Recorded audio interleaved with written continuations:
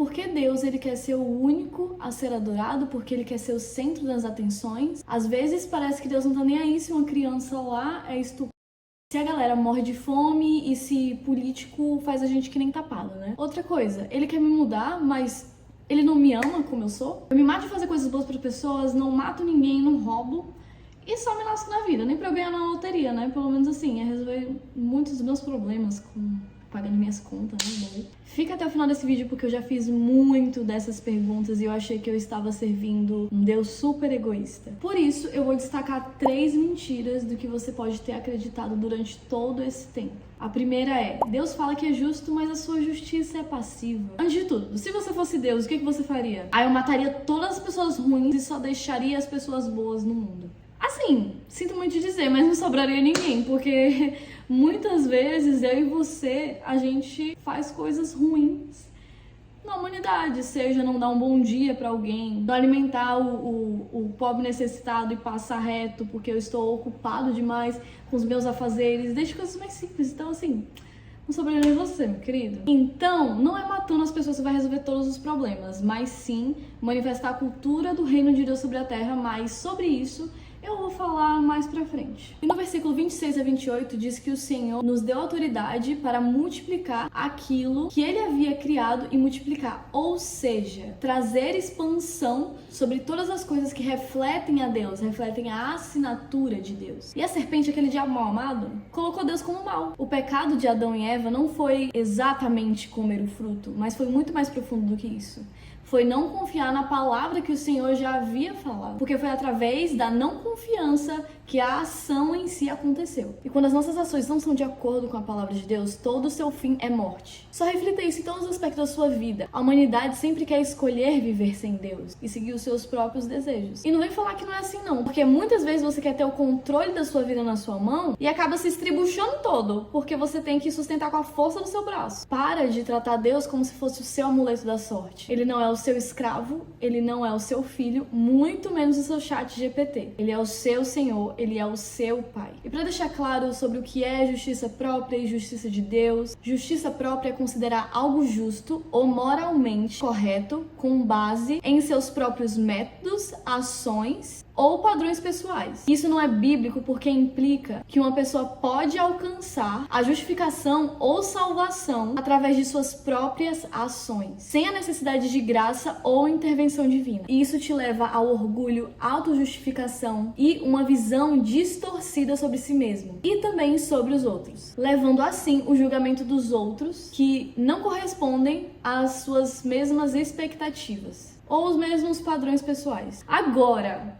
a justiça de Deus, ela é alcançada através de Jesus. É sobre a graça, em vez de algo que pode ser ganho ou merecido por obras humanas. Ele não anula a necessidade de arrependimento e mudança de vida, mas sim que as boas obras, elas são fruto da salvação, não um meio para alcançá-la. Então sim, Deus se preocupa com o pobre, com o rico, com a criança abandonada, mas vendo que nem todo mundo vai querer tornar o mundo algo bom, ele não vai usar a mesma medida que você. Porque se ele tirar o livre-arbítrio de uma pessoa, ele vai ter que tirar o seu e de todo mundo. Em Romanos 8,19 diz: pois toda a criação aguarda com grande expectativa o dia que os filhos de Deus serão revelados. Há desgraça no mundo? Sim, mas há muita graça também. E você foi chamado para cooperar com ele. Então, quando você estiver por aí, lê também 1 Coríntios 3, 9 e 15.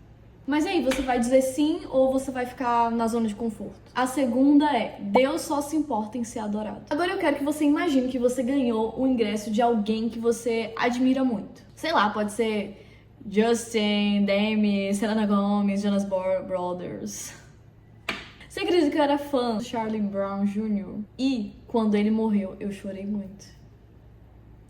Enfim, eu era criança, né, gente? Foi mês passado. Enfim, você escolhe sua melhor roupa, faz até aquela barraca pra ficar na fila, pra não perder o melhor lugar. E quando finalmente você chega no show, você chora, grita. As suas expectativas foram totalmente supridas ali. E aí você admira a pessoa ainda mais. Acaba tendo até comportamentos parecidos, vestes parecidas, gostos parecidos. Sabe a data que ele nasceu? Do pai, da mãe? Você sabe de cor. E sério, só pra pensar um pouco racionalmente agora sobre isso. Por que eu sou fã dessa pessoa? Quais comportamentos eu tenho que se iguala a essa dessa pessoa? E por último, o que eu estou tentando suprir quando eu estou consumindo algo dessa pessoa? E Salmos 115:8 diz: aqueles que fazem imagem e as adoram tornam-se como elas. Então, tá tudo bem você ouvir ali uma Demi Lovato, Jonas Brothers, né? Dependendo também do que é falado na letra, né? A gente precisa ter bom senso ali, né? Mas, voltando, eu quero que você pare pra pensar agora que através desse versículo aqui já deu pra você entender o motivo do porquê Deus,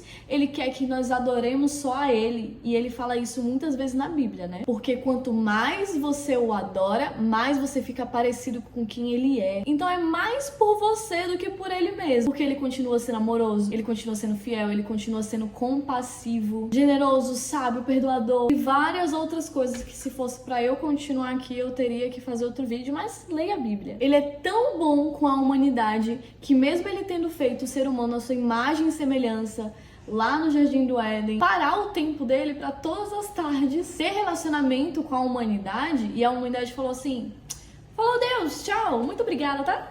Ele envia mesmo assim o seu único filho pra morrer por gente que não tá nem aí muitas vezes pra ele. E também só pede as coisas quando tá no aperto. Jesus ressuscita para nos trazer vida eterna, nos torna família com ele, convidando a gente para se assentar na mesa do Senhor. Envia o Espírito Santo para morar além da gente, deixa a Bíblia pra gente não ficar confuso e quer nos encontrar todos os dias. Gente, por favor, isso é só se importar consigo mesmo? Às vezes a gente tem que parar pra pensar assim, sabe? Ter uma noção. Às vezes eu fico parando pra pensar assim, nem eu merecia estar vivendo o que eu tô vivendo agora. Eu merecia estar morta já, entendeu? Me sentindo culpada todo dia, com a cabeça pesada todo dia, levando culpas, amarguras durante muitos e muitos tempos. Eu já tive um relacionamento com alguém do tráfico, era já pra eu estar morta. Agora pensa aí, onde é que você estaria sem Deus? O fato de você estar respirando é uma graça do Senhor. Por quê? Se Deus não amasse tanto a humanidade, ele já teria destruído já, viu? Já teria mandado Jesus, falar assim: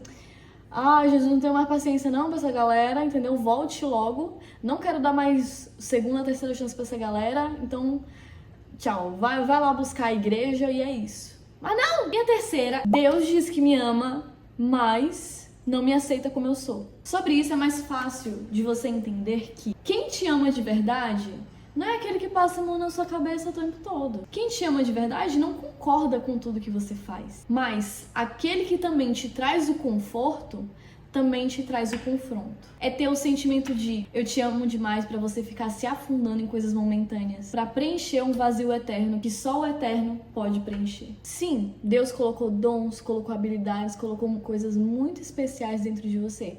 Mas isso não significa que eles não precisam ser lapidados, aperfeiçoados, afiados e santificados todos os dias. Muitas vezes nós carregamos crenças, nos inserimos em certos grupos, carregamos traumas e medos que muitas vezes ofuscam o que a palavra de Deus diz. Ele, na verdade, quer tirar cegueiras dos seus olhos para você enxergar aquilo que ele já vê em você, aquilo que ele criou você para ser. Porque se você parar para pensar, existem alguns conceitos mundanos que dizem que você é aquilo que você pensa, que você é aquilo que você faz, que você é aquilo que você sente. E se Deus não concorda, é porque ele não te ama e quer te ver queimando no inferno. Mas às vezes o que a gente tá fazendo é consumindo mais rede social e deixando a Bíblia aberta lá no Salmo 23 na estante. Existem respostas tão simples que Deus ele quer te falar, mas muitas vezes você tá ocupado demais deixando ele por último, ele em segundo plano, e se preocupando mais em carregar fardos pesados demais que você muitas vezes nem consegue aguentar sozinho.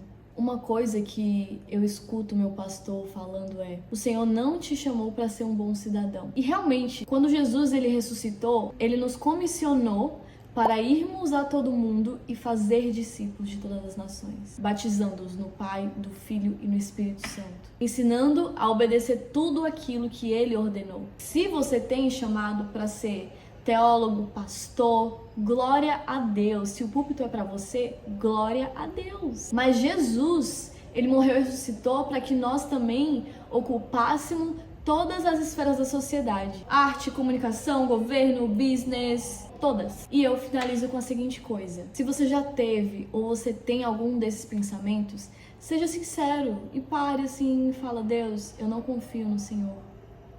Deus, eu acho isso e isso do Senhor. Porque é isso que cria um relacionamento. Eu já tive esse momento que eu cheguei, eu lembro que tava acontecendo muitas coisas na minha vida e eu não tava confiando em colocar as coisas no controle de Deus. Estava com muitas dúvidas, estava com todas essas perguntas que eu falei pra vocês. E o Senhor falou assim: você acha que eu não estou até no profundo dos seus pensamentos, mas eu preciso que você seja sincera comigo. E aí foi quando eu abri meu coração e aí eu falei assim: Deus, eu não confio no Senhor. Porque mesmo que a gente ore, a gente cante, confio em Ti, lá dentro, no fundo do nosso coração, talvez a gente não confie tanto. E às vezes a gente acha que a gente consegue esconder isso de Deus. Mas Ele não quer entrar no nosso coração e nos trazer culpa no sentido de eu sei do que você está fazendo, eu sei do que você está pensando. Não, Ele quer somente que a gente abra o nosso coração. Eu lembro de uma história agora, não estava no script, mas eu lembro de uma história na Bíblia, que eu vou depois deixar o versículo aqui, porque eu não lembro de cabeça, mas foi do cara que tava com a mão ferida, e aí Jesus falou assim: estenda a sua mão. Só que Jesus, ele não falou assim: estenda a sua mão que está machucada, que está ferida. Não, ele falou: estenda a sua mão. E foi naquele momento que aquele homem deu a mão que estava ferida. Esse é o coração de Deus sobre a gente. Ele nos dá a oportunidade da gente ser vulnerável com Ele, da gente se arrepender, da gente mostrar as nossas dores e feridas para que Ele possa curar. Mas Ele não vai, trazer um peso sobre isso, como alguém mau, para trazer medo. Mas o Senhor, Ele traz a chance de arrependimento. A gente confunde muito, né? Alguns versículos da Bíblia, a gente olha para Deus como se Ele fosse mau, mas Ele só traz oportunidades para que a gente possa se santificar e para que a gente possa ser cada vez mais parecido com Ele. Porque, como eu disse anteriormente, você se torna aquilo que você adora. Processe e passe um tempo com isso, sabe? E se você quiser conversar comigo também, eu sou super disponível no direct. Eu amo ouvir os testemunhos de vocês quando vocês mandam lá no meu direct. Estavam aqui no YouTube, viram e foram edificados, o Senhor falou com vocês. Se vocês precisarem de conselho, eu amo aconselhar as pessoas, né? Se vocês quiserem comentar alguma coisa aqui no vídeo, eu estou pronta para responder vocês. Eu só queria finalizar com um versículo que fala, 2 Crônicas 7,14. E se o meu povo, que se chama pelo meu nome, se humilhar e orar e buscar a minha face e se converter dos seus maus caminhos, então eu ouvirei dos céus, perdoarei os seus pecados e sararei a sua terra. Então, se esse vídeo te ajudou, te edificou, curte, comenta, compartilhe para que muitas pessoas também possam ser alcançadas e que elas venham ter também essa mentalidade renovada também com o Senhor. Comenta aqui embaixo que eu amo saber também aquilo que Deus também ministrou no coração de vocês. E também compartilhe com os amigos que você quer ver crescerem junto com vocês. Tchau, tchau!